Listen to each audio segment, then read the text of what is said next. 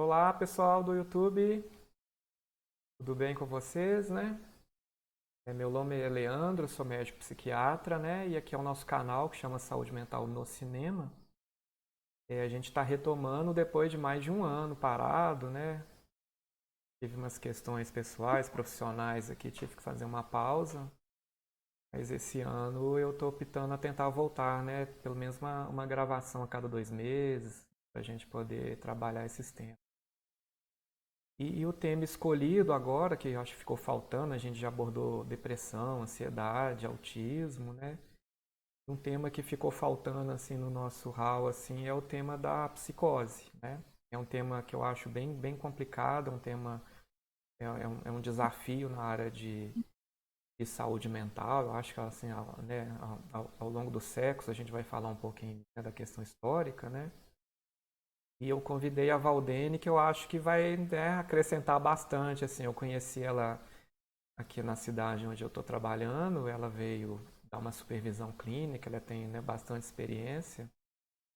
Quando eu conheci ela, eu já falei, opa, já tem alguém para falar de psicose comigo aqui, né? Mas aí eu estava gravando as outras coisas e ano passado ficou parando, né? E o filme que a gente escolheu chamou O Solista, né? Daqui a pouco a gente vai falar um pouquinho do filme. Mas, Valdene, né, a gente já se conhece, a gente já conversou, mas eu queria que você se apresentasse, falasse, né, de você, da sua carreira, para a gente começar a falar sobre o tema, né? Tá tudo bem aí com você? Tudo bem, Leandro. É um prazer estar aqui no seu canal. Boa tarde a todos, a você e aos seus ouvintes. É uma honra estar no seu canal, né? E para falar de um tema que nos é tão caro, né? Nós nos conhecemos dentro de um CAPS e sabemos, né, quão desafiador é tratar um psicótico e quanto nós aprendemos quando nós realmente nos colocamos para poder aprender com essa clínica, né? Então é um desafio e é um aprendizado constante.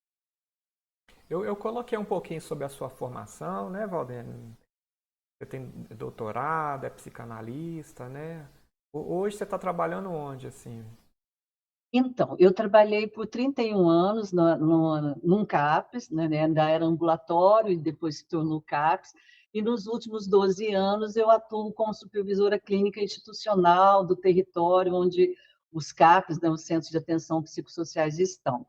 E eu sou psicanalista, membro do Laço Analítico, que é uma escola de psicanálise, sou conselheira de saúde, né, onde eu milito pela saúde mental também, saúde em geral, mais a saúde mental, mas onde eu sou realmente, onde eu me identifico é como trabalhadora de saúde mental, que eu fui por essas 3 décadas e continuo sendo, mesmo não trabalhando com os pacientes diretamente, né, só no consultório, mas eu continuo trabalhando através das equipes, né, das bravas equipes de CAPs aí espalhadas pelo nosso país. Uhum. Eu coloquei também sobre o seu livro, né, Valdene, Uma Clínica para o CAPS. Você deixou uma amostra que eu cheguei a pegar, né? Que eu já estava curioso, assim, ó, né? Eu lembro que você tinha deixado um livro, aí todo mundo foi lendo aos Uhum, pouquinhos, eu encontrei.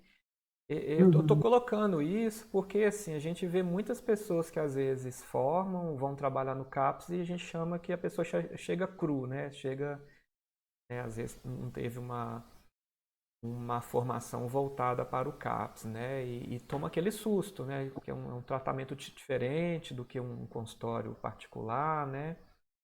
E do que na formação acadêmica, né? Vamos colocar assim, né?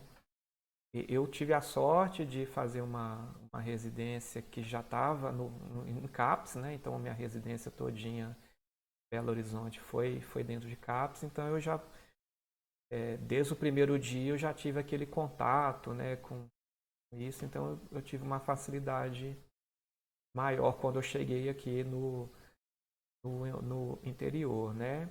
E o seu livro aborda justamente isso, né?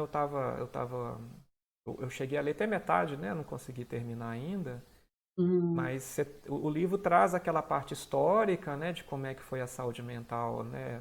Até a reforma e as mudanças. Depois fala um pouquinho sobre a clínica da psicose, né? E é um livro assim que eu estou indicando para quem, né, assim, é difícil achar alguma coisa assim, né, que tem até um viés prático mesmo, assim, Hum. né? Essa foi a intenção. E o livro, assim, eu nasci junto com a reforma psiquiátrica, junto com os CAPs, porque eu me formei em psicologia, minha formação é psicóloga, em 90. Então, em 90, os CAPs estavam surgindo. E nós não estudávamos sobre CAPs porque não existia CAPs. Né? Todos esses dispositivos públicos maravilhosos que nós temos hoje não existia. Não existia CAPs, não existia CREAS, CRAS, da assistência social, não existia nada disso. Existiam os ambulatórios de saúde mental. Uhum, Eu entrei em 91 e desde então eu não saí mais do campo de saúde mental, que depois passou a chamar, né, atenção psicossocial, e me apaixonei, né, sou uma apaixonada pela luta antimanicomial, e, inclusive acho que é bom que, né, que a gente esteja fazendo, né, essa gravação sobre psicose no maio, que é um mês muito caro para nós, Leandro, uhum, para você, para todos os trabalhadores, e por conta do 18 de maio, né, da luta, Dia Nacional da Luta Antimanicomial. Então, quando eu cheguei no ambulatório de saúde mental, depois de alguns anos, ele se transformou em CAPS. Mas, você sabe muito bem, né, tanto quanto eu, que não adianta ser agora ambulatório, agora coloca uma placa e aí vira, né, no estalar de dedos, a gente vira um CAPS. Não, né? Foi muito difícil. Nós atendíamos as pessoas a nível ambulatorial, elas iam fazer consultas com essa equipe, que era uma equipe multidisciplinar, mas aí passamos a ficar com os pacientes, né, todos os dias, de 7 a 5, e aquilo era uma novidade. Né? Então, nossa clínica mudou e nós não tínhamos manejo, nós não entendíamos nada, e aquilo me trouxe uma grande angústia. E eu comecei a me perguntar se era aquilo mesmo, né? Se o CAP, se aquilo que estavam propondo era daquele jeito, e aqui no município de Varginha, onde eu estava atuando, se era daquele jeito, porque nós não tínhamos nenhum preparo. E aí foi que eu, então, dirigi um projeto de mestrado, de pesquisa para a UERJ, né, Universidade do Estado do Rio de Janeiro, para poder pesquisar uma clínica para o CAPS. Esse foi o título do projeto, né? E porque eu vi assim, não bastava apenas a gente seguir a reforma psiquiátrica, inserir o louco no meio e não apresentar uma clínica. E aí, então, foi através desse projeto, que durou 2 anos, e depois continuou com o doutorado, que o doutorado também é uma continuação desse livro, Uma Clínica para o CAPS, então eu pretendo também transformar num livro. Ele se chama A Psicanálise Coletiva na Atenção Psicossocial. Ele é uma continuação dessa mesma pesquisa, então eu fiquei de 2009 até o 2022, quando eu terminei o doutorado, né, e defendi a tese, pesquisando a clínica da psicose e no campo público, porque eu acho que não há melhor lugar para se tratar um psicótico do que no CAPS, no coletivo, nesse coletivo de profissionais e nesse coletivo de pacientes. A coisa funciona muito mais do que no um a um, no eu sozinho, né? Então, isso que você falou, a gente vê, a maioria dos profissionais, eles caem de paraquedas no CAPS, e passam num concurso ou estão contratados, e eles não sabem manejar psicose, e é por isso que nós precisamos de uma equipe, nós precisamos discutir os casos, a gente precisa de uma supervisão, né? Eu defendo arduamente que os CAPs tenham supervisão para a gente construir essa clínica, é uma uhum, construção, né, Leandro? sim. Eu vou colocar os links, né, para quem quiser comprar, tem na internet. Então depois eu vou Obrigada. colocar embaixo para quem quiser adquirir, eu acho que é super válido, né? Infelizmente a gente já não está com supervisão. Eu lembro que em Belo Horizonte era fixo. Não Uhum. sei se é ainda, tomara que seja, mas eu lembro que dos 3 anos da minha residência, pelo menos a cada 15 dias a gente encontrava a nossa regional toda, que eu fiz na regional Pampulha, e tinha uma psicanalista que a gente levava os casos mais complicados e a gente trocava ideia e aprendia bastante. Uhum. É a Tomara. única cidade que eu tenho conhecimento no Brasil, e antes de abrir um CAPS já se tem um supervisor também, é o Rio de Janeiro. Rio de Janeiro. Mas no Brasil é muito incipiente. Nós tivemos a verba em 2020 até 2022, mas ela não existe. Existe aí, né, também um coletivo de supervisores em Minas Gerais lutando para que isso não seja uma contingência, que a supervisão seja constante, porque é uma clínica, né, pesada, né, Leandro? E nós, trabalhadores, precisamos de um outro profissional com um olhar de fora, o olhar íntimo, que nós chamamos com Lacan, né, que é aquele íntimo, né? Nós vamos falar da intimidade da clínica do CAPES, mas com alguém que é externo, né, que não é da equipe, e traz esse olhar estrangeiro. E isso é fundamental para o CAPS, principalmente na clínica com a psicose, né? Tá, vamos seguindo, Valdene. Eu coloquei uma fotinha aqui, né, de um roteiro sobre o filme, né? Uhum, Solista, então, é um filme de drama de 2009, né? Que é estrelado pelo James Fox e o Robert Downey Jr., que são dois atores bem famosos, assim, né? Então, eles uhum, aceitaram o papel. E o filme foi baseado em um livro, né, do Steve Lopes, né, que ele é um dos personagens que o Robert Downey Jr. interpreta, né, o Nathaniel Ayres, né, que é o solista, né, que toca violoncelo, né, lá no uhum. filme, né.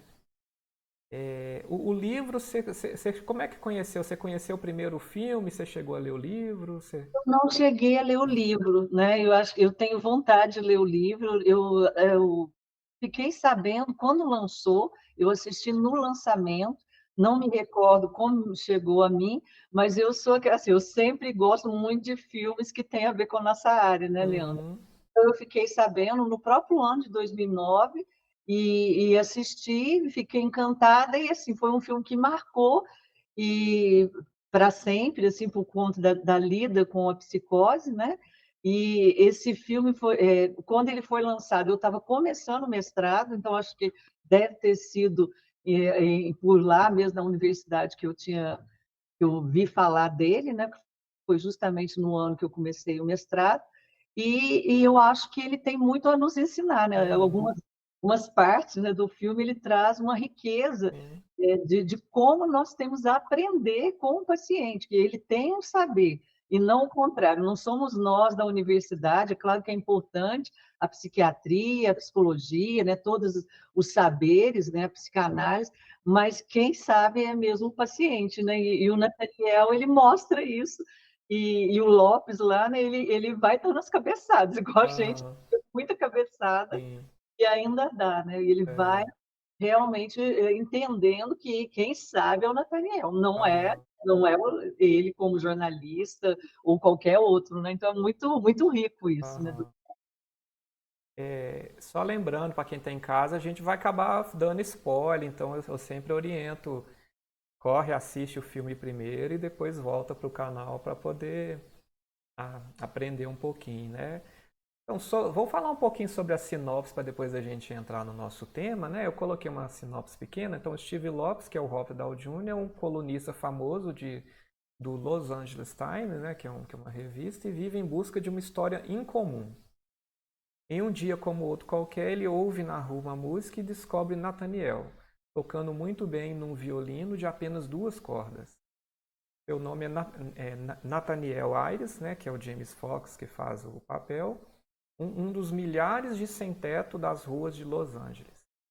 Ele é ex-músico que sofre de esquizofrenia, sonha em tocar num grande concerto e é um eterno apaixonado por Beethoven. Lopes prepara uma coluna sobre sua descoberta e recebe de um leitor, como doação, um instrumento para o músico. É o começo de uma amizade que poderá mudar para sempre suas vidas, né? A vida dos dois, né? É interessante, né? É, eu queria começar assim falando sobre essa parte, né? Que como os dois se conheceram, né? Porque um buscava alguma coisa, né? Sucesso, fama, né? E o outro estava sentado ali na dele, vivendo a vida dele tranquila, né? E as duas vidas entram em choque ali, em crise, né? Porque eu acho que se a gente coloca a definição de crise, a gente vai falar um pouquinho. Ele estava estável, né? O Nathaniel estava estável na vida dele, né? É, E a chegada verdade. do Steve Lopes faz ele entrar em crise, na minha opinião. Ele teve um momento que ele ficou agressivo, os dois brigaram, né? Assim, foi obrigado a fazer coisas que não queria, né? O que acaba lembrando muito até o tratamento, que o paciente às vezes é obrigado a fazer o que não quer, ficar em locais que não quer, dormir onde não Verdade. quer, né? Uhum. A rotina que não quer. Então isso tudo vai estressando ali e vai levando o paciente às vezes ficar violento, ficar agressivo, ficar, né? Uhum. Infelizmente o que que a gente vê Aqui mais crise, né, do que se estabilizar, né? É o que eu estava Uhum, falando agora há pouco, sem querer me alongar, porque você está ainda no início, né? Mas a reforma, né, muitas vezes nós, atores da reforma, ao invés de estabilizarmos, e né, nós de CAPS, a gente propicia mais crise, porque o paciente já está na vida dele, ele nem é paciente, né? Ele é um sujeito seguindo a vida dele. Ele vira paciente por alguma circunstância, e aí o que, que acontece, Leandro?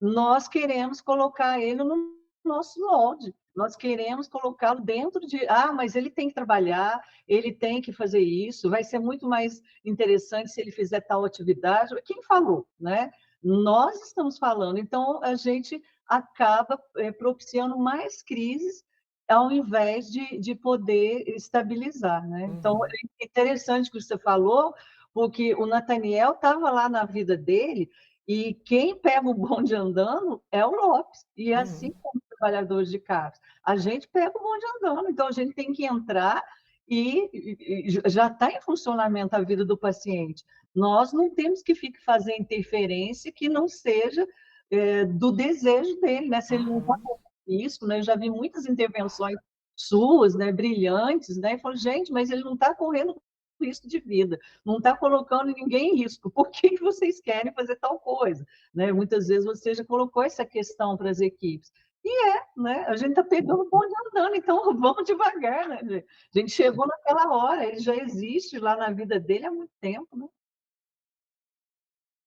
É, vamos começar a tentar definir o que é psicose, né? Porque eu acho que já começa um problema grande, porque o que eu percebo, né, eu vou falar a prática do olhar dos profissionais, porque eu acho que o da população que é mais leiga é muito mais difícil ainda, né? O pessoal grava, fulano falou que está escutando voz, é psicótica, fica só nisso, né? O dia que ele fala que não está escutando voz, não, tá ótimo. É assim. É algo muito raso, vamos colocar assim, né, na minha opinião. Acho que tem muitas pessoas que, se você perguntar que se estão escutando voz, vão falar que não. Estou escutando a sua voz, estou escutando isso, né? Mas a gente percebe ali conversando que tem um funcionamento diferente, né? Um delírio ali já crônico, né? Ele está vivendo a vida estável, né? Às vezes uma paranoia, acha que está todo mundo perseguindo, mas fica ali. Às vezes algum momento de mais estresse, que acontece alguma coisa, fica mais exacerbado, mas logo passa e a pessoa volta a vidinha dela a funcionar e nunca chega num CAPS, nunca chega, né, a tomar remédio, nunca chega a tratar, né? Uhum. Você teria uma definição assim mais simples? Eu coloquei uma aqui só para, né, eu tirei lá da, da Inglaterra, né, que eles têm muito manuais, muito, né, a Inglaterra tem um sistema de saúde. Lembram assim, um pouco o SUS nosso aqui, que tem muitos guias, muitas coisas, eles produzem muito, né? Então coloquei, psicose é uma perturbação da mente que causa dificuldade em determinar o que é ou não real. Vamos colocar assim, né? Os sintomas mais comuns são delírios, né, que são a certeza de que sua ideia é verdadeira, apesar das evidências do contrário, e alucinações, né, que é ver, ouvir ou sentir sem o estímulo perceptível por outras pessoas, né? Entre outros possíveis sintomas estão discurso incoerente, comportamento inapropriado para uma situação e perder a capacidade emocional. Pode ocorrer perturbação do sono, reclusão social, falta de motivação, dificuldade de desempenhar tarefas do cotidiano, né? Como é que você explicaria assim a psicose, assim, na sua opinião?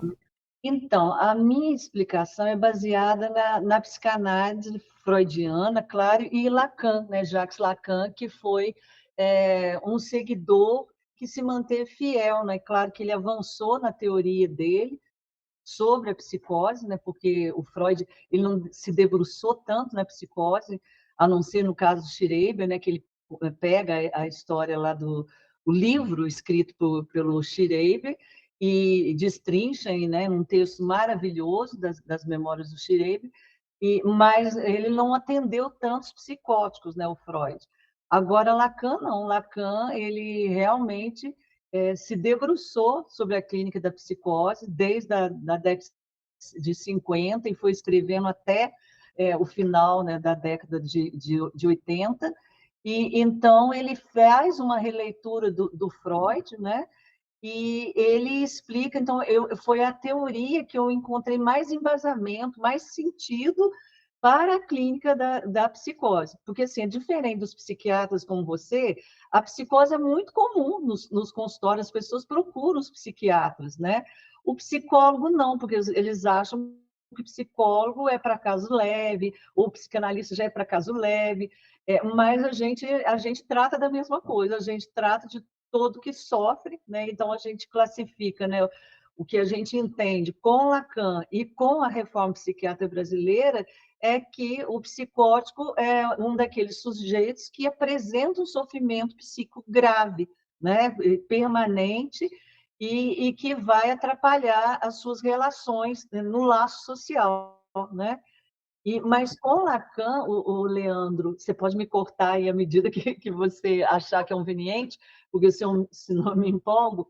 Com Lacan, o que a gente acha interessante é que no final do ensino dele, ele vai estudando desde a década de 50 com o seminário dele que se chamava As Psicoses, e esse era o seminário 3. No seminário 23, depois de muitos anos, ele faz um seminário sobre psicose também, falando do James Joyce, né, que é um escritor europeu, e dando, né, à psicose um lugar que nunca ninguém tinha dado. Ele tira a psicose do déficit, ele tira a psicose do coitadinho, né, de um lugar preconceituoso. Então, ele coloca a psicose como uma clínica que ensina, inclusive, a lidar com a neurose, né? Porque para a psicanálise existem 3 estruturas: a neurose, a psicose e a perversão. E sempre há dos psicanalistas assim, não, a neurose, ok, parece que nós temos um neuróticocentrismo, como diz Ninfa Amaral, a gente é centrado na neurose, então a gente tende a achar que a neurose é uma estrutura melhor, né, mais arrumadinha, e que a psicose não, ela é deficitária. Então, com o final do ensino, ele diz isso, que são estruturas, né? A gente entende assim, nós nos estruturamos psicicamente depois do nascimento, na formação, na relação pai, mãe, criança, e uma das maneiras de se estruturar é a neurose, outra maneira é a psicose. Então, nessa relação pai, mãe, criança, acontece algum acidente aí, né, que aquele sujeito, ainda bebê, ainda em formação, ele se estrutura de uma maneira que ele exclui a lei, né? Ele fica um tempo demasiado ali com a mãe. Nós neuróticos também, muitas vezes, né, obsessivo, uma histérica, fica um tempo demasiado, né, e vai fazer seus sintomas também. Mas a psicose fica um tempo, e ele não faz só um tempo demorado ali naquela relação materna, a criança e o bebê. Ele não reconhece o pai, ele não reconhece esse terceiro. E o fato dessa criança não reconhecer esse terceiro, né, o que representa a lei, né, o pai, que aí para a psicanálise não precisa ser o pai ali, né, que está dentro da casa. Biológico, né? Não precisa ser o pai biológico, pode ser o trabalho da mãe, pode ser qualquer coisa que entre e tire a mãe da criança. Então, se a mãe, né, nessa relação, né, então é um conjunto, não é a mãe que é culpada, ou a criança que é culpada, ou que o pai é culpado. Essa relação aí, né, de pai, mãe, criança, algo acontece e esse sujeito, então, não reconhece esse terceiro, essa coisa que corta, né? Ele acha que ele é tudo para a mãe, que a mãe, né, tudo que a mãe, que tudo que falta à mãe ele vai preencher, então não existe um terceiro. Nós, neuróticos, nós reconhecemos que existe um terceiro. Ah, a mamãe está aqui, então ela não, só eu não basto. Ela quer outra coisa. O que, que é essa outra coisa? A gente vai entendendo que tem um terceiro, né? O pai, que pode ser o trabalho, pode ser o vô, o tio, sei lá, que faz a mãe desaparecer. E a criança chora e a mãe não vem, né? E ela demora. E aí vai lidando com a falta, né? Com tudo. E aí ele vai reconhecendo que tem um terceiro que não basta, né? Aliás, um terceiro que mostra que essa criança não basta para a mãe. Agora, o psicótico, ele para nesse momento. Ele acha que ele basta a mãe. Não entra o terceiro. Então, nessa relação, só tem ele e a mãe. E aí a criança vai seguindo, vai desenvolvendo, mas a estrutura já se fez psicótica. E aí, para terminar essa sua pergunta, né, estou tentando responder de uma maneira simples, para não ficar no lacanês, né, não quero falar grego. O que, que acontece? O Lacan fala que não basta só, né, tem a estrutura, mas é preciso um acontecimento da vida diária para que a psicose se manifeste. Né? Então, essa criança se estruturou psicoticamente, não reconheceu a lei paterna, e em algum momento da vida vai ter um episódio que ela precisa dessa lei, ela precisa desse terceiro, como a lei não comparece, né? Aí vai ter um buraco e, diante desse buraco, né, dessa falta de simbolização, de não ter um pai, né, que é o significante principal, o que, que acontece? Aí tem o primeiro surto. Então, pode ser o primeiro emprego, a primeira relação sexual, a entrada no exército. A gente escuta isso no CAPS, né? Então, eu aprendi a perguntar assim: quando começou? O que estava acontecendo? Então, a gente sempre vai perceber que foi o encontro de um pai, com um maiúsculo, né? Um pai. O que, que foi um pai? Pode ter sido aquele sargento do exército, pode ter sido o encontro com o sexo, pode ter sido uma gravidez, né? Porque entrou fez aí de novo, né? Três, né? A mãe, a criança e o pai, né? Então sempre tem um fator desencadeante e que aí a gente fala, já tinha uma certa estranheza, já tinha alguma coisa que chamava atenção, mas não dava ainda para a gente dizer é psicótico. Mas, diante desse acontecimento da vida diária, né, porque o Freud é bem romanesco, né, nisso, ele é algum fator, não é nada extraterrestre, né, não é nada de um ET de Varginha, para falar do lugar que eu estou, é sempre algo da vida cotidiana Uhum. que o sujeito não suporta, como foi com o Nathaniel. Alguma Uhum. coisa, né, sem querer entrar no filme, que daqui a pouco a gente entra, mas no caso, por exemplo, do Freud, ele vai falar sobre o Schreiber, esse juiz estava indo muito bem. Quando que ele surtou? Quando ele foi nomeado para ser chefe de juízes mais velhos que ele. Então, isso entrou para ele como um pai. Como ele não tinha, ele surta, ele começa a delirar, a imaginar que tem seios crescendo nele, e ele começa a ter, né, vários delírios, várias alucinações. No caso do Schreiber, a gente pode dizer isso, né, que foi esse momento onde ele tem que se deparar em lidar, né, em ser chefe dessas pessoas que eram mais antigas que ele. E em todo psicótico encontraremos, se formos pesquisar, encontraremos alguma coisa que fez ele surtar, mas que tem a ver com essa coisa que não entrou lá atrás, e fez com que ele se estruturasse psicoticamente.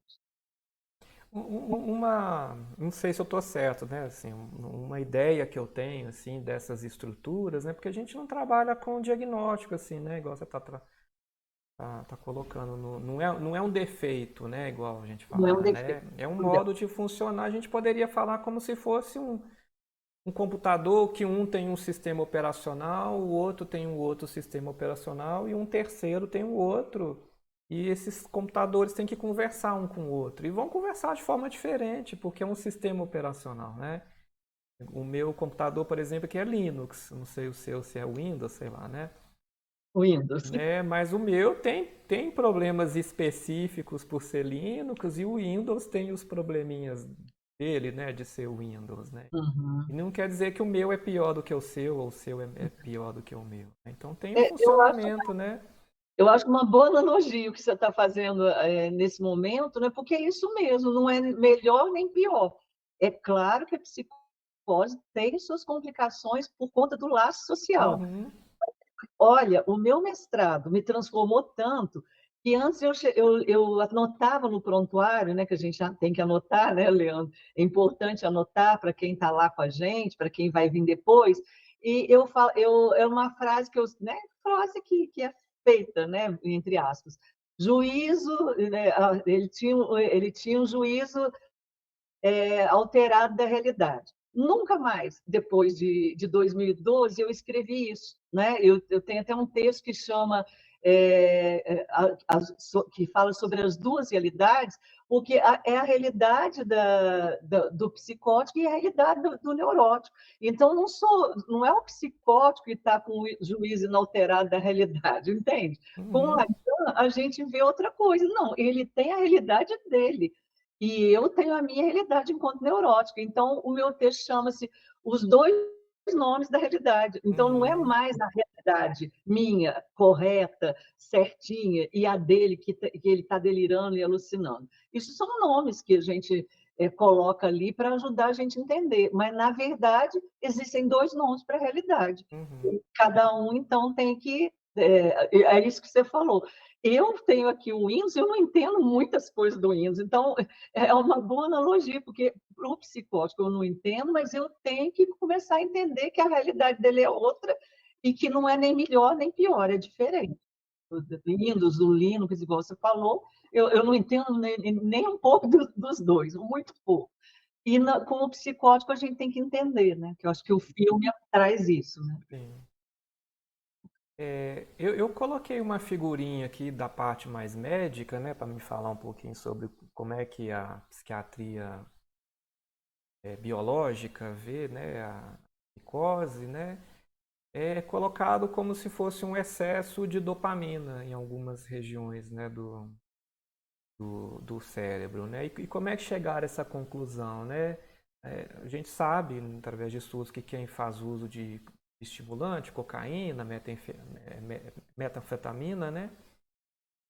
A quantidade de dopamina aumenta e algumas dessas pessoas podem ter sintomas psicóticos durante a intoxicação, né? O uso dessa substância, né? Então, deduziram, então se a dopamina aumenta, a pessoa tem sintoma psicótico, e se a gente diminuir a dopamina, será que a gente vai controlar a psicose? Então, foi daí que teria surgido a ideia da medicação que a gente usa, né? Então, a medicação, ela bloquearia essa dopamina e, teoricamente, o paciente ficaria bem, né? Assim, e, infelizmente, não é isso que a gente vê, assim, né? Eu lembro que no meu primeiro ano de residência, na metade, assim, eu tinha 6 meses que já estava estudando e eu não via resultado com a medicação, sabe? Eu percebi lá, falei, gente, meu paciente está tomando remédio, às vezes remédio injetável, não está bem, está só piorando e fiquei muito triste na época, assim, eu falei, nossa, então a psicose eu não vou ter mais o que fazer aqui, né? Troca remédio, põe remédio, né? Alguns eu posso falar assim, um terço, às vezes no máximo metade, a gente consegue um controle, mas com muitos sintomas, assim, né? Tem muitos efeitos colaterais, né? Eu até coloquei uma outra figura, né? Sintomas de dopamina baixa, né? Então, a falta de motivação, a gente vê, às vezes o paciente não quer fazer nada, fica só quieto, a família, né, vem reclamar quando está usando a medicação, né? Dificuldade de concentração, aumento da ansiedade, cansaço constante, alteração de humor, perda de memória, depressão, distúrbios do sono, tremores, a gente vê muito, né? Paciente com muito tremor. Diminuição da capacidade cognitiva, né? A memória fica ruim, o pensamento lentificado, né? Então, assim, são muitos efeitos colaterais e tem até livros que questionam se não é a medicação que leva às alterações cerebrais, né? e não a esquizofrenia em si, né? Mas eu Verdade. até brinco que quem vai ter uma coragem de fazer um estudo, né, para enfrentar isso, né? Em um grupo deixa o paciente às vezes sem medicação ou coloca uma medicação mais leve, acompanha ao longo do tempo, e no outro grupo trata com a medicação e vê depois como é que o cérebro ficou, né? Eu acho que é bem difícil ter um estudo científico assim, né? Então, o nome correto hoje em dia é neuroléptico, né, que é o nome do que antipsicótico, porque não tira a psicose, né? E neuroléptico, a tradução é um sedativo forte, vamos colocar assim, né? Então, o que a gente, na minha opinião, faz é sedar fortemente o paciente ali na crise, para ver se a crise passa, né? Vamos colocar assim. Então, essa é a minha visão hoje, assim, né? Como eu trabalhei com você, né, nessa relação aí de supervisão clínica, né, eu acho que os casos mais difíceis do CAPS que nós tivemos, a gente não viu assim, o efeito, foi a medicação de ponta, foi a medicação moderna, né, Leandro?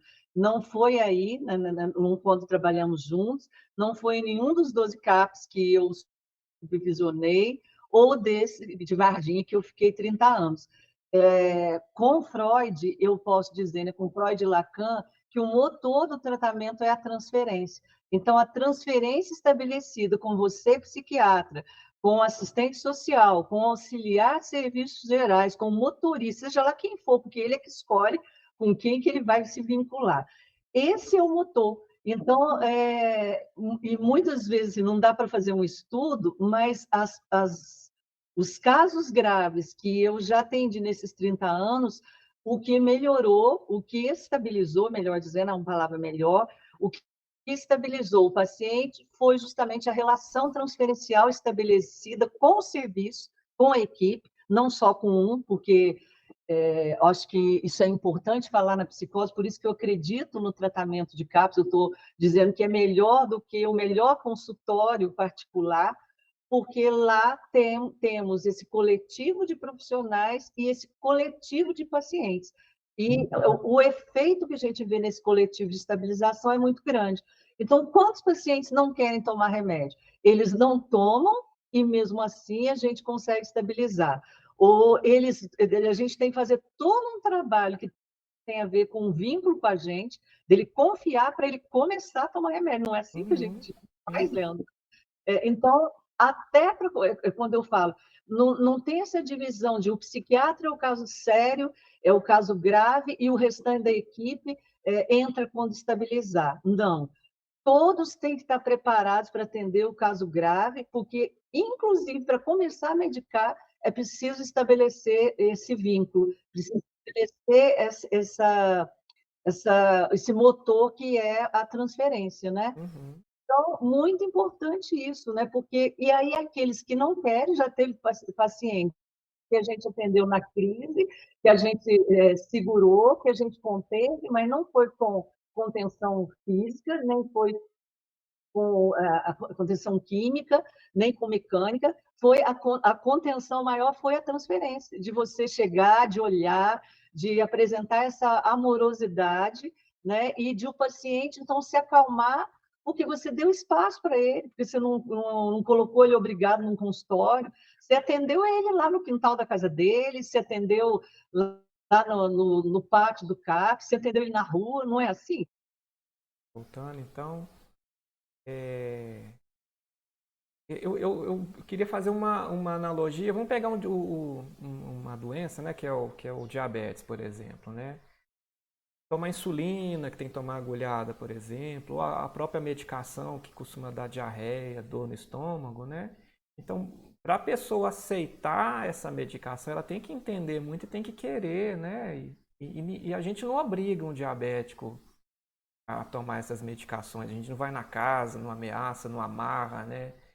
Então eu gosto de fazer essa analogia. Quando o paciente vê um benefício no remédio, tranquilo, né?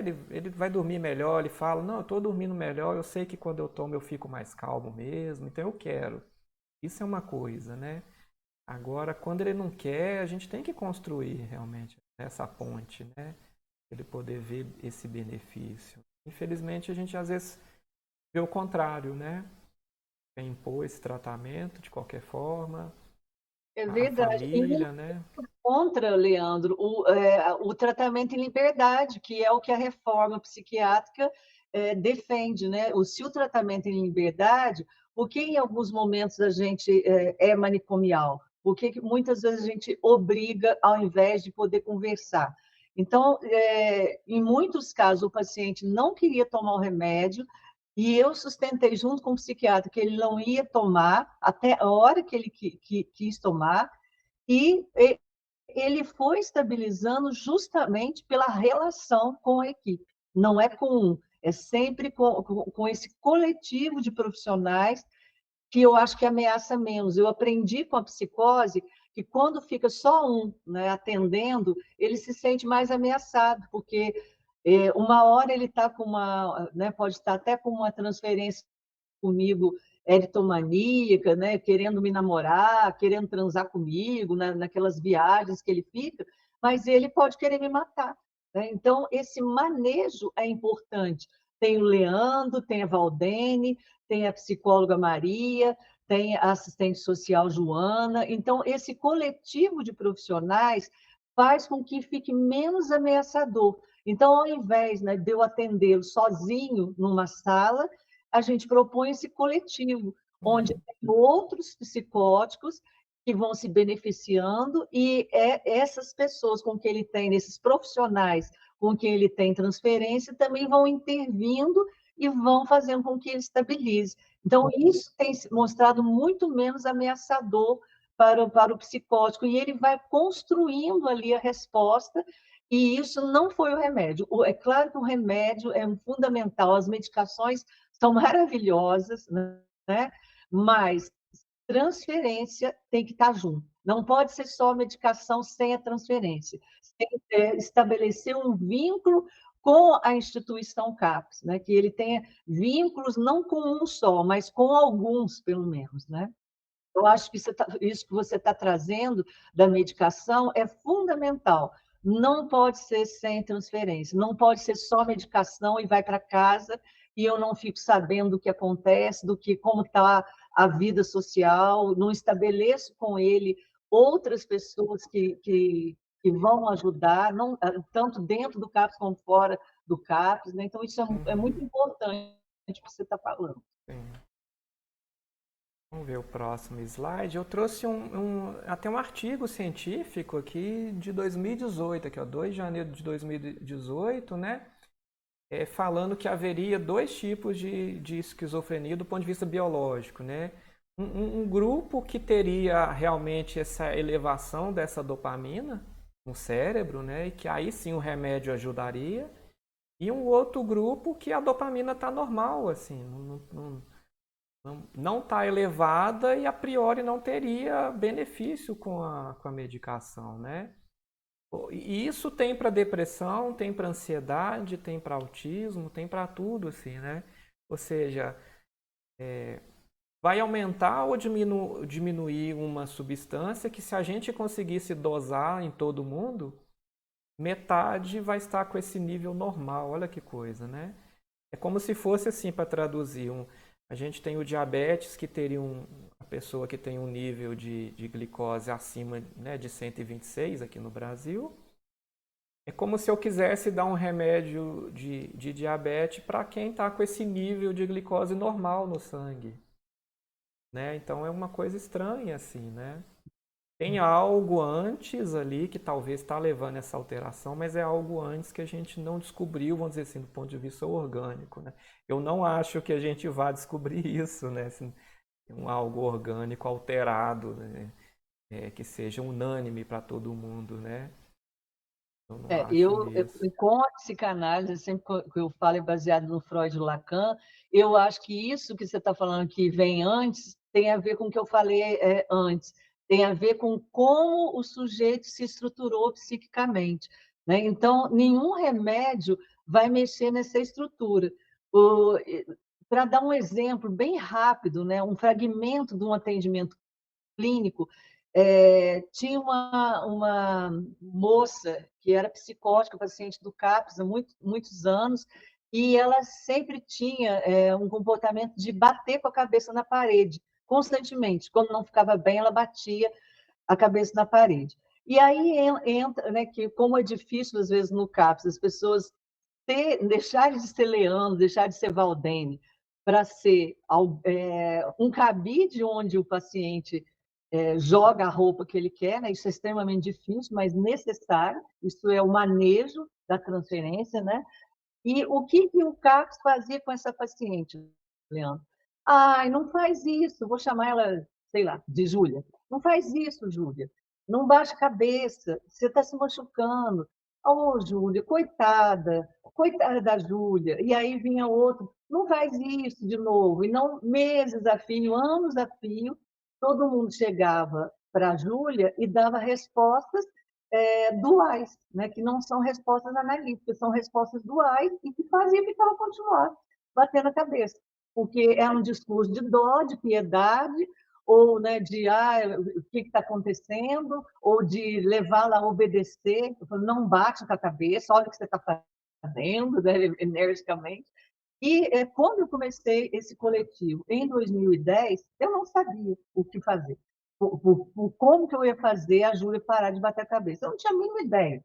Então, mas me colocando nesse lugar de vazio para ver o que surgia, num coletivo, né? Esse coletivo é o quê? Vários pacientes e alguns profissionais do CAP. E aí a Júlia chega, né, nesse espaço coletivo, onde tinha dama, dominó, pessoas fazendo tapete, outros desenhando, outros assistindo TV, outro lendo livro. Enfim, a gente coloca várias atividades e o paciente se dirige para aquilo que ele quiser. Ou não se dirige para nada, porque não é ocupacional, não é, tem que produzir. Ele já está lá produzindo na cabeça dele. Aí a Edna chega nesse dia muito mal, um pouco atrasado do horário de costume, e eu falei, né, a Júlia, eu falei, ô Júlia, bom dia. E ela diz, hoje estou com vontade de bater a cabeça. Falou bem brava, bem, né? E aí, o que me ocorreu foi uma resposta, nem resposta, uma intervenção bem singela, Leandro. Eu falei, existem outras coisas para se fazer com a cabeça. Foi só isso, eu não sabia o que era o resultado. E aí ela olha para mim, e tem umas pessoas que vão iniciar uma queda de dominó, né? E ela pega e fala, quero jogar dominó. E ela começa a jogar dominó e nunca mais a Júlia bateu outra vez. Então, foi uma coisa, assim, houve uma expansão entre o bater com a parede, na cabeça na parede, e esse momento aí. Então, não é nada grandioso, não é nada milagroso. Eu não tinha um voodoo que eu falei assim, Júlia, né, vamos manipular. Não, mas parece magia, porque é o quê? Eu só me coloquei como um cabide vazio, sem olhar de piedade, sem severidade, sem xingar, ou sem ficar, vem cá e abraçar. Não, eu só disse isso. Existem outras coisas para fazer com a cabeça, Júlio. E aí, isso foi algo clínico, isso que eu chamo de uma clínica para o CAPS. Foi uma intervenção clínica e não dual, e não como eu converso com alguma pessoa qualquer aí no bar, na minha família. Foi uma intervenção analítica, no sentido que eu não estava dando resposta nenhuma. Eu fiz uma intervenção para ela construir uma resposta. Né? E Uhum. o remédio, os remédios já estavam sendo trocados, então não foi remédio, foi uma intervenção baseado na transferência que ela tinha comigo. Interessante. Esse exemplo, inclusive, está lá no livro, né? Uma clínica para o CAPS. É, Aí a teoria, acho que já, né, você já falou do Freud, eu tinha colocado aqui, mas eu acho que dá para a gente pular. Né? Lá no Freud tem as três instâncias, o id, o ego e o superego, né? E o princípio da realidade estaria para o ego, né? Fazer essa avaliação e segundo a teoria deles, estaria aí talvez o problema, né? Entre ler o mundo externo e o mundo interno, né? E fazer uma adequação, né? Uhum. Mas aí veio o Lacan, realmente ele trouxe a parte da linguística, né? O Lacan é um Isso. linguista mesmo, né? Deu uma atualizada e eu hoje acredito mais também na parte lacaniana, assim, eu tenho estudado, eu acho que faz mais sentido, assim. Ele Ele era um responde. psiquiatra que fez uma leitura, ele pegou, foi muito influenciado pelo estruturalismo, pela linguística, mas ele transforma o que a linguística diz e o que o estruturalismo em benefício dessa clínica estrutural, né? A clínica de Lacan é uma clínica estrutural, que se baseia em como nós nos estruturamos psiquicamente. Então, eu acho muito interessante, eu acho que faz muito sentido, porque aí lá no CAPS, que é o nosso campo principal de trabalho, com a psicose, o meu campo, quando eu digo nós que trabalhamos em CAPES, a gente vai lidar com o paciente conforme a estrutura dele, e não de acordo com a minha neurose, querendo encaixá-lo, mas intervenções que façam com que ele estabilize, mas sem querer deixá-lo melhor ou moldado ao meu laço social. Então, por isso que eu acho a contribuição do Lacan é muito interessante, porque ele não quer colocar o psicótico dentro de um formato neurótico, como muitas vezes nós, iniciantes de clínica de CAPS, queremos. Não, é de acordo com ele. Um CAPS precisa ser psicótico-cêntrico, ele não pode ser neurótico-cêntrico, ele não pode ser obsessivo. Ele precisa ele precisa ter rigor, mas ele não pode ter rigidez, né? E também a gente já falou sobre ele ganhar aquele violoncelo, né? Só que é muito caro, aquela cena é bem interessante, né? Não, ele é muito caro, não pode ficar aqui não. Eu vou levar lá para o abrigo e vai ter que ficar lá. Eu acho que talvez aí foi algo acertado, foi algo, né, terapêutico ali, né? Porque ele não obrigou o paciente a ir para lá, mas falou: esse objeto aqui vai ficar lá, porque se você quiser desejar esse objeto tocar, vai estar lá, né? É verdade. E traz um Não pode ser benefício. Oi? não pode ser de qualquer jeito, né? Aham, Tem um rigor que é clínico. Então, quando se coloca isso, tem que entender como clínico, não como uma rigidez, porque eu acho, aham, né, sim, que é assim que tem que ser, né? Mas aham, tem regras. Um CAPS ele não pode ser sem regras. Ele só não pode ser obsessivo, né? Mas sim, ele tem que ter regra, né? aham. E ele tem uma cena que tá tocando lá naquele abrigo e ele falou, não, ele acalmou todo mundo, tá todo mundo aqui tranquilo com a presença dele, com a música, né? Que é algo que a gente vai falar mais pra frente de tratamento, né? A parte que a gente chamaria de arte terapia, né? Pintura, dança, música, isso é algo muito bacana, que segura o paciente, né? A arte está ali e acaba que nem se percebe que aquilo é um tratamento, né? Então fica uma coisa fluida ali, uma coisa interessante, né? A gente já está chegando mais pro fim, Valdene. Aí eu deixei, né, para a gente falar de dois temas importantes, que é a definição de crise, porque se a gente está falando de uma estrutura que essa pessoa tem desde o nascimento, enfim, desde uma certa idade, não quer dizer que ela vai ter que fazer um tratamento a vida toda, né? A gente sabe que tem pessoas que ficam bem, que uma outra vez tem uma crise, mas podem viver tranquilas suas vidas até longe de um CAPS, né? Né? Aí eu queria retomar de novo a ideia do diabético, né? Para a gente poder falar. Porque tem pessoas que têm diabetes, mas têm um hábito de vida bom, conseguem, enfim, tentar melhor, fazer atividade física, toma a sua medicação e os níveis vão ficar de glicose vão ficar estáveis e a pessoa vai seguir a vida, né? E tem pessoas, por diversos motivos, essa glicose subitamente pode ter um pico lá, ela passar mal, precisar ir para o hospital, às vezes ter que às vezes internar para tomar insulina na veia. Então, né, esse momento que seria a crise diabética, vamos falar assim. Né? Passado isso aí, segue a vida também, né? Uma definição que eu coloquei, né, para me passar a bola para você, né? A palavra crise tem uma origem grega que significa um estado no qual uma decisão tem que ser tomada, né? A origem filosófica da da palavra também é extremamente rica e encerra o sentido originário da crise. Então seria desembaraçar ou purificar, seria essa, né? É como se a pessoa tivesse que tomar uma decisão para um caminho A ou B, enquanto ela não toma, ela não sai dessa crise, vamos colocar, né? Você teria alguma outra ideia? Tem. Primeiro do Freud, depois do Lacan, e as duas ideias elas, né, elas têm o mesmo fundamento, né? Para a psiquiatria, para alguns psicólogos, né, outros profissionais, se um paciente chega delirando, a nossa tendência é dizer que ele está em crise e que então a gente precisa tentar estabilizar. O Freud, nesse texto que ele trabalha o livro do Schreiber, né? Ele nunca se encontrou com o Schreiber, mas trabalhou longamente os itens, ele diz uma coisa interessante. Ele diz que o delírio é uma tentativa de cura, né? Então, ele vai colocar que a doença é silenciosa, né? Então, está ali, a pessoa se estruturou, né? Esse sujeito, bebê, criança, lá, né? Não tem uma ideia desenvolvimentista, mas muito cedo esse sujeito se estruturou psicoticamente.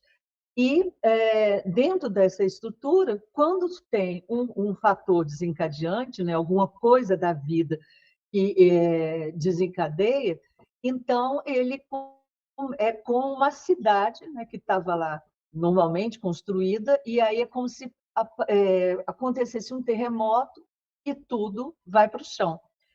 Então, esse é o momento da doença, né? Ele deu de encontro com alguma coisa, né? O exército, o sexo, o primeiro emprego, sei lá o quê, a gravidez, né? Muitas pessoas que surtam depois de um parto. Então, o que que acontece? Esse mundo que estava organizado, mesmo sendo psicótico, estava tudo organizado. Era um banquinho de 3 pernas, né? Com um banquinho de 3 pernas ainda para em pé. Mas aquilo que estava lá com 3 pernas, com aquele episódio, então aquilo que é uma bengala imaginária se rompe, quebra, né? E aí essa sensação, essa frase é do Freud, né? Que eu estou dizendo, é como se uma cidade tivesse então num terremoto. Então, o que que o psicótico faz diante desse acontecimento, diante dessa desorganização, dessa estranheza, né, que ele não consegue saber, né, começar? Ele constrói um delírio para tentar explicar essa estranheza. Ah, estão atrás de mim. Leandro, você está com essa camisa vermelha, com listinha aqui na gola? Você está macumunada. A Valdênia, a Valdênia está de vermelho. Vocês dois estão macumunada, hein? Eu tenho certeza que vocês vão me pegar. Não, não vou tomar o remédio. Enfim, ele constrói isso, e qualquer delírio, então, para Freud, é uma tentativa de cura. Então, a gente não tem o objetivo de eliminar esse delírio, mas de ver com ele, dele construindo para essa cura. E aí, isso é o Freud. E aí o Lacan pega esse ensinamento precioso do Freud e ele vai, então, construir, em 1955, lá nesse Seminário 3, ele vai falar que o psicótico precisa fazer uma metáfora para poder seguir. Ele não tem metáfora paterna, né? Ele não entrou o pai, mas ele precisa, então, fazer uma metáfora delirante para poder se estabilizar. Então, ele constrói uma clínica baseada nisso, né? O Schreiber estava lá delirando e tudo, aí ele constrói uma metáfora delirante. Eu sou a mulher de Deus e eu vou gerar novas criaturas. Imagina, né, Leandro? Um juiz de respeito, né, chegar a dizer, né, que ele agora era a mulher de Deus e que ele ia gerar novas criaturas. Mas essa foi a metáfora delirante que fez ele estabilizar. Ele estabilizou dentro de um hospício, né? Estabilizou e seguiu, né? Então, o Lacan falava disso, que era preciso uma metáfora delirante. Mas, no final do ensino, quando ele tira a psicose dessa situação de déficit, ele diz que não precisa de uma metáfora delirante, ele não está mais centrado na questão paterna. Ele diz todos os neuróticos e os psicóticos precisam de uma invenção. Então, o tratamento analítico, esse que a gente faz no divã e com psicótico a gente faz no coletivo, seria o quê? Para ajudá-lo a fazer uma invenção. Então, não necessariamente seria uma metáfora, né? Ao invés de fazer uma metáfora delirante, fazer essa metáfora paterna, né? Ele vai dizer outra coisa, ele tem que inventar alguma coisa. E aí entra, né? Então, qual que é que inventa? Para cada um vai ser uma coisa. Para James Joyce foi a escrita, o bispo Arthur, né, o Arthur Bispo do Rosário, melhor dizendo, 50 anos dentro do hospício. Foi a arte, né, foi o trabalho dele que o estabilizou. Ele não tinha remédio, não tinha Aldol, nem Aldol tinha. E aí ele se cura, né, através dessa coisa. Eu sou o enviado de Deus, né, vai vir um enviado. Aliás, eu sou enviado preparando o caminho.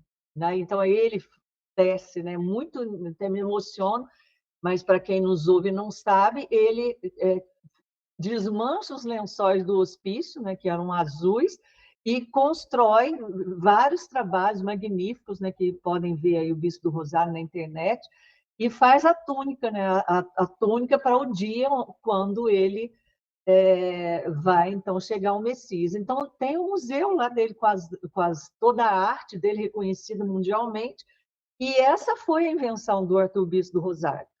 O Girebe foi ser a mulher de Deus. E para assim, um outro exemplo contemporâneo brasileiro é o profeta Gentileza. Ele também nunca teve num CAPES e ele se estabilizou dizendo que ele, o profeta, era o profeta Gentileza, Gentileza gera gentileza, e tem aí, né, os murais deles tombados lá perto da rodoviária do Rio, né, que a letra dele, o Leandro, é uma letra estabilizadora, é muito bonito. Para terminar minha resposta aqui, eu só queria dizer como que ele ensinava. O profeta Gentileza estava na rua com os estandartes lá, ele era o profeta, e tinha lá um infeliz qualquer, só um minutinho, tirando onda, tirando o sarro dele, e dizia: que negócio é esse de amor? Você escreve amor com 3 R's, né? Que está lá no mural dele. 3 R's, que negócio é esse de amor? Amor é só com uma letra. Aí ele tem uma resposta clínica que toda vez que eu falo eu me arrepio. Aí ele fala amor, né, com aquele sotaque dele, amor do Pai, do Filho e do Espírito Santo, né, os 3 R's. Aí diz em seguida, eu que não sei escrever ou você que não sabe ler? Gente, isso é fantástico, isso é um ensinamento para nós do CAP. Então, assim, nós é que não estamos sabendo ler os psicóticos. Então, o profeta Gentileza estava sabendo muito bem o que fazer, era aquela letra desenhada e estabilizadora da crise dele. Ele estava na rua e não tinha mais crise. Então, crise, né, para mim, a definição é essa, né? Quando ele entra em crise, é porque alguma coisa desestabilizou. Eu e você podemos procurar um analista e fazer nosso tratamento ali 1 a 1, e a gente faz análise, termina e recebe alta e pronto. Agora, a psicose, ela faz arranjos que não são muito permanentes. Então, vira e mexe, tem alguma coisa que entra em crise, e por isso que a gente defende, né, com o meu supervisor Luciano Elia, né, Freud, Lacan, a gente defende a criação de um coletivo, a criação de uma clínica, né, a psicanálise coletiva, no CAPS é uma invenção brasileira, do CAPSI, Pequeno Rãs, no Rio de Janeiro, e com a minha pesquisa eu transferi ela para a clínica do adulto, com toda a particularidade dos adultos, que os adultos falam, dos psicóticos, né, do Pequeno Rãs, os autistas não falavam, então eu transferi isso com os ensinamentos de Freud e Lacan, propondo essa psicanálise coletiva. É por isso que a gente defende coletivo, porque os psicólogos precisam desse coletivo para que essa invenção seja criada. Né? Então, eu estou falando um pouco da crise e um pouco do que a gente entende de crise. Crise não é quem está delirando.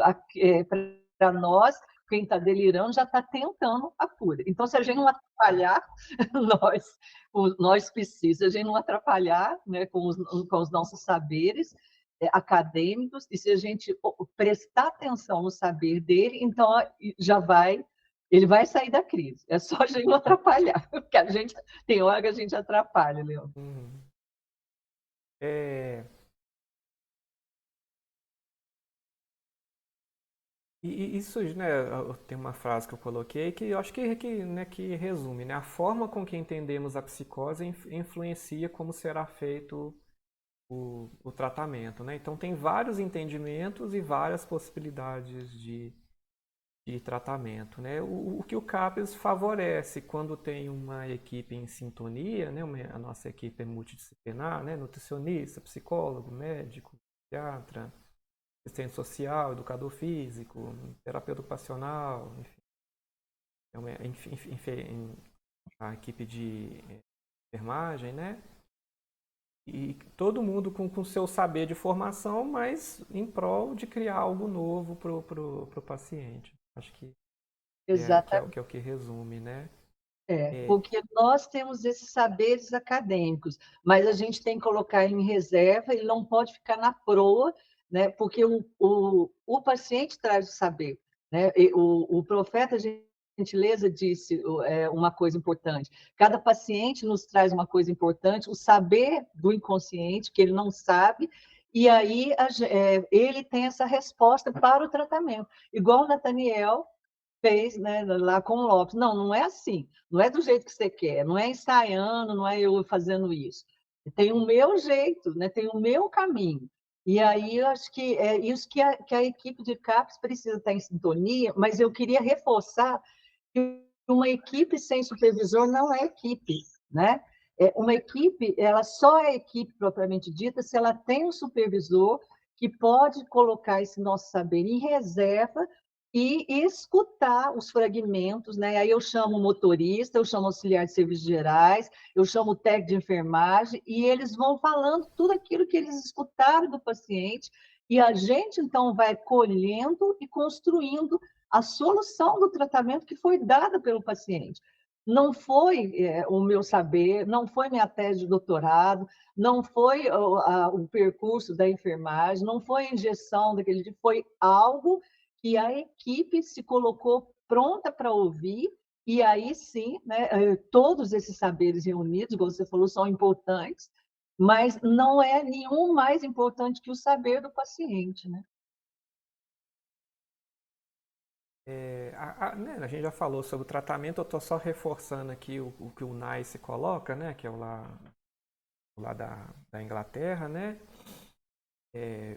Coloca medicação e terapia lá, né? Enfim, tá, é o que a gente também tem aqui, né, no nosso serviço, mas eu acho que a gente tem esse plus aí, igual você falou, né? Que esse momento que os pacientes se encontram ali juntos, né? A gente chama de PD, né? A nossa permanência dia, né? Em que tem os grupos terapêuticos acontecendo, que eu acho que é isso algo a mais, né? Eu já até escutei muita crítica, né? Enfim, atrás de pessoas que eu acho que desconhecem, falando, ah, só tem CAPS no Brasil, né?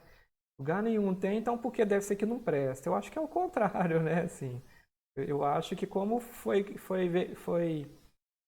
observada a nossa realidade, como é que país tão grande, tão diferente as regiões, né? Propicia criar um serviço que consiga se adaptar ao seu território ali, né?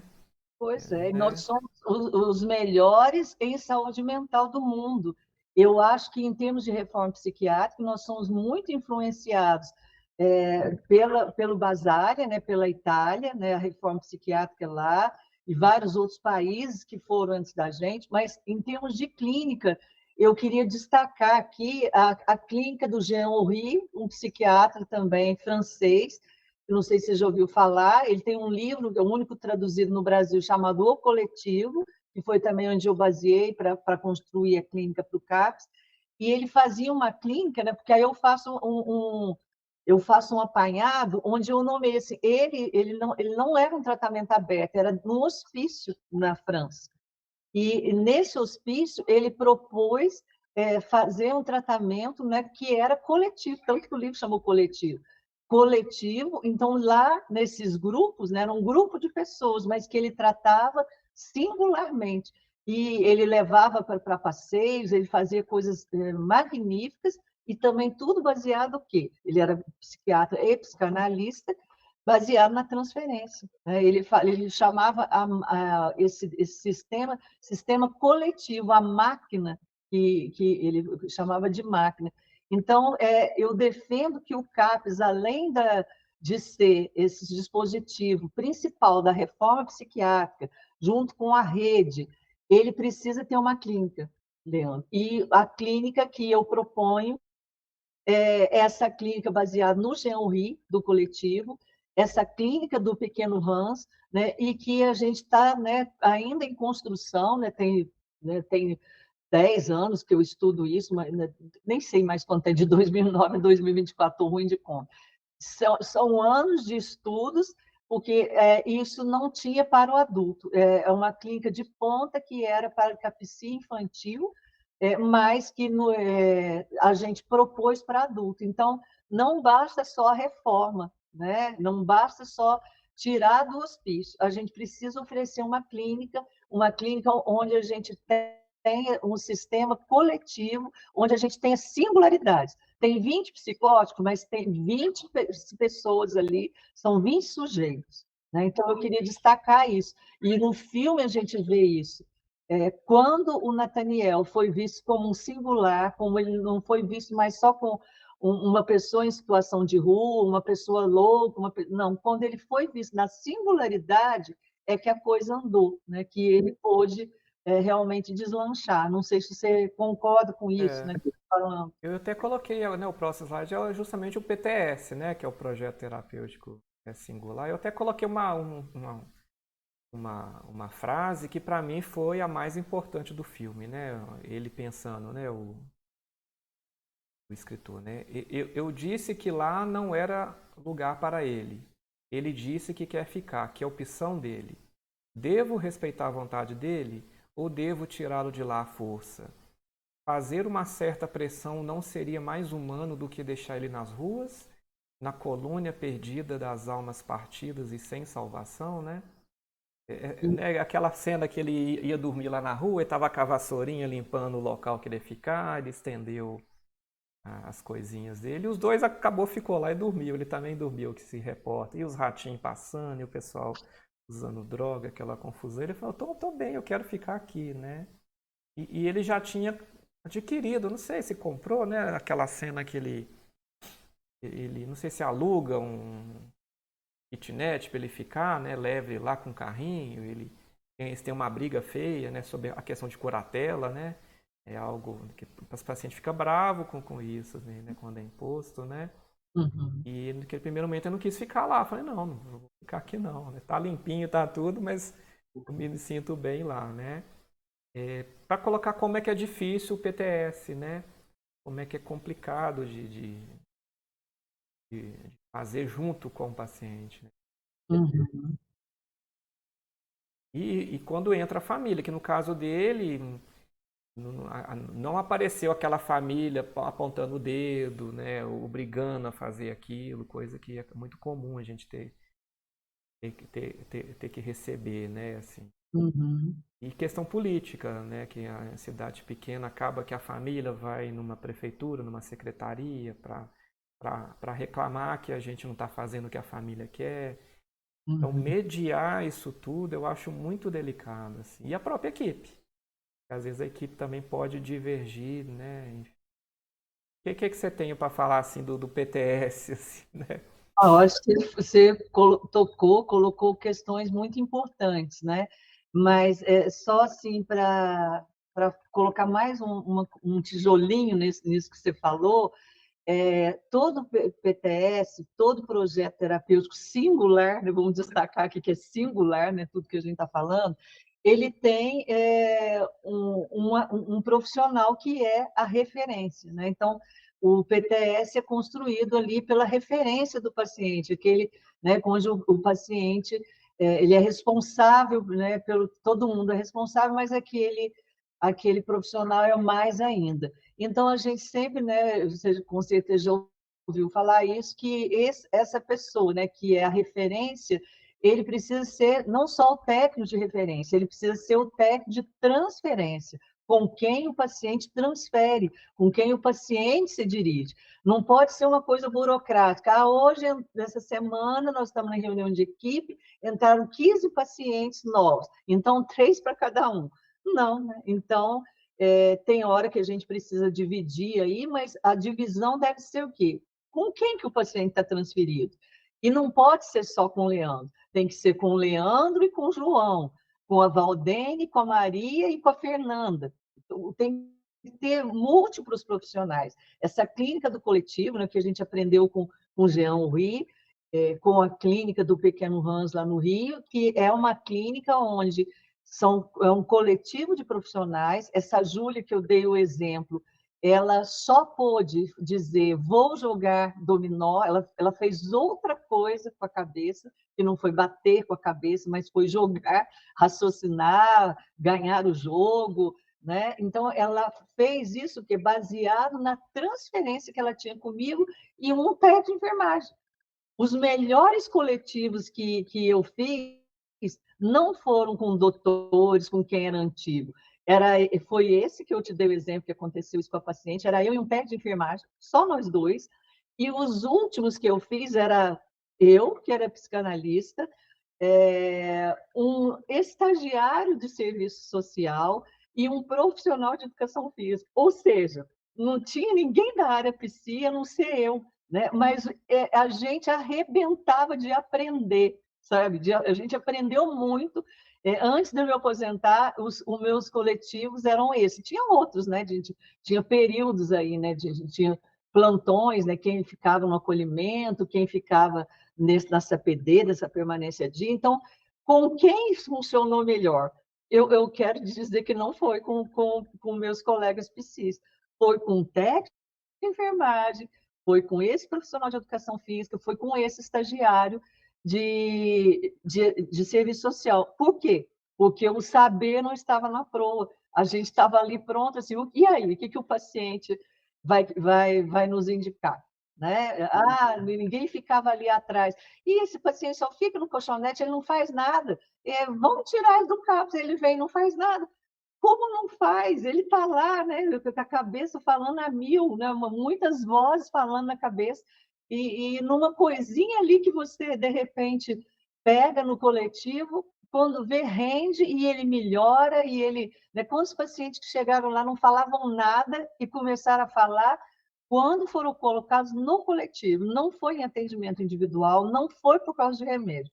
Eu estou frisando muito isso, porque a minha vida de profissional de CAPES, de trabalhadora de CAPES, foi antes do coletivo e depois do coletivo. Não é grupo, não. Não é grupo terapêutico, não é grupo, porque grupo é assim, eu me identifico com o Leandro, eu me identifico com a Valdene, é a líder, não. É coletivo, onde reúno pacientes e profissionais e tem singularidades. Então, isso mudou a minha clínica, sabe? E por isso que eu defendo arduamente, você está vendo aqui, arduamente que os CAPs parem de pensar em oficinas preparadas pelos técnicos. Eu quero coordenar uma oficina de música, eu quero coordenar trabalho manual. Não, gente, põe ali objetos e deixa o paciente dirigir para o que ele quiser. E se ele não quiser dirigir para nada, não tem problema, ele já está em trabalho, igual eu falei no início. Nós pegamos o bonde andando, então para de ficar oferecendo, sugerindo, fazendo PTS, quando ele chega, vou pôr ele na caminhada, vou colocar ele não sei na onde. Gente, isso é furada. Ele que tem que se dirigir para o que ele quiser. E se ele não quiser se dirigir a nada, vamos ter paciência, daqui a pouco ele vai escolher. Quem faz o PTS é o paciente, e a gente só vai anotando. O Lacan fala que nós somos o secretário do alienado, né? Que era assim que chamava antigamente. Então, nós somos secretários, nós não somos presidente, nós somos secretários. Quem comanda o tratamento é o paciente, Leandro. Então, somos meros secretários, secretários executivos, mas somos secretários. Esse é o lugar do analista, esse é o lugar da equipe, é de secretariar. Então, não é arrumar aqui, meus livros, aqui está certinho, agora ele vai comer, depois ele vai fazer caminhada, depois ele vai desenhar, depois ele vai fazer colagem, depois ele vai na oficina de artesanato. Não, deixa ele arrumar do jeito que ele quiser, vai dar certo. Uhum. Se for com o meu jeito, vai dar tudo errado, porque eu sou, como diz Lacan, secretário do alienado. Então, o nosso lugar não é de presidente, não é de comandante do tratamento, é só secretariar. Então, eu acho que é uma posição que nos ajuda a entender qual é o lugar na psicose. Né? Nós na neurose, o paciente ele sempre nos coloca como sujeito suposto saber. Eu sei, né, a Valdênia e o Leandro, eles sabem de mim, eles têm a resposta. E a gente pode escutar isso tranquilamente e dizer, vamos deixar rolar, é importante que eles nos coloquem nesse lugar de sujeito suposto saber. Agora, no caso da psicose, a gente não pode acreditar, a gente pode deixar que o paciente transfira assim. Agora, a transferência com o paciente, nesse PTS, nisso que você perguntou, eu sou o sujeito suposto não saber. Eu não sei. Valdene, tinha um paciente que falava assim para mim, Valdene, você sabe tudo que está na minha cabeça? Eu falei, não sei não. Me diz aí o que tem. Porque se eu deixo ele acreditar que eu sei o que está na cabeça dele, daqui a pouco eu sou a perseguidora. Daqui a pouco eu estou lá na casa dele, como alguns já falaram para mim nos meus erros, né, de iniciante. Você está na minha casa, você quer atrás de mim, sua prostituta, sua puta. Por quê? Porque eu deixei ele acreditar que eu sei o que ele está pensando. Então, eu sempre falo, não sei não. Diz aí o que você está pensando. Diz aí o que está acontecendo. Né? Então, tem muitos exemplos clínicos no livro, né, para quem quiser ler, do manejo da transferência. Tinha muitos erros que eu cometi, muitos erros no início, e que a clínica me ensinou a não fazer isso, porque é manejo de transferência. O PTS, como você perguntou, como fazer o PTS?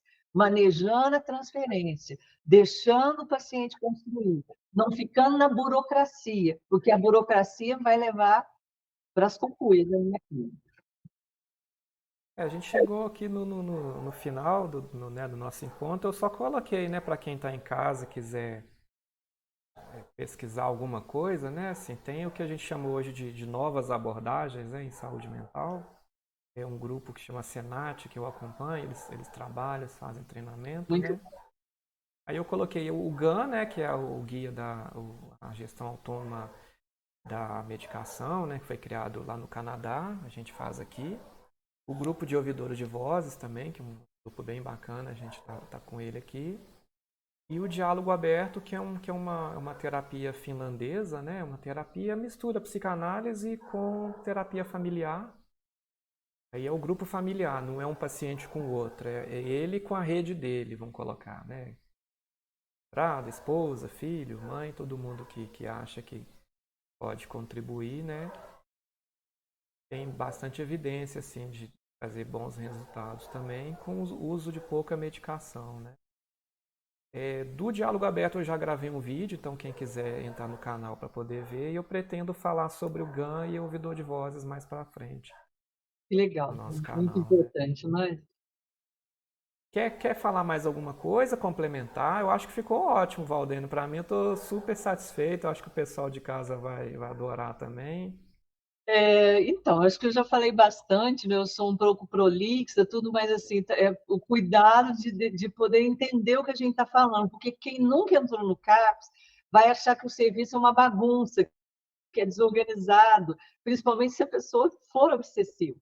Mas então eu acho legal de entender que o CAPS precisa estar centrado no paciente, né? Ele precisa estar centrado na psicose, ele precisa ser projetado e suas atividades de acordo com a realidade da psicose, não na nossa realidade. E aí é tudo que você falou, né? O acolhimento, né, que a gente tem, né, as primeiras vezes que os pacientes chegam, o acolhimento com a família, com todas essas técnicas que você está dizendo, e essa permanência dia, né? Tudo precisa ser de acordo com a realidade da psicose. Eles não estão fora da realidade, é uma coisa que eu aprendi. Eles só não estão na minha, né? Eles não estão na minha, mas eles estão na dele. A realidade deles é delirante. E a nossa é de fantasia, né? Que não é menos complicada, não. Para a psicanálise, acho que se eu teria algo mais a acrescentar, que para a psicanálise a realidade do neurótico, seja o obsessivo, seja o histérico, seja o fóbico, é baseado na fantasia. Eu escolho uma historinha para explicar o que eu não estou entendendo. Ah, o que, que o outro quer de mim? Ah, eu quero ser bailarina, quero ser médica. Escolhe uma historinha, né? Escolhe não, monta uma historinha que é uma realidade da fantasia.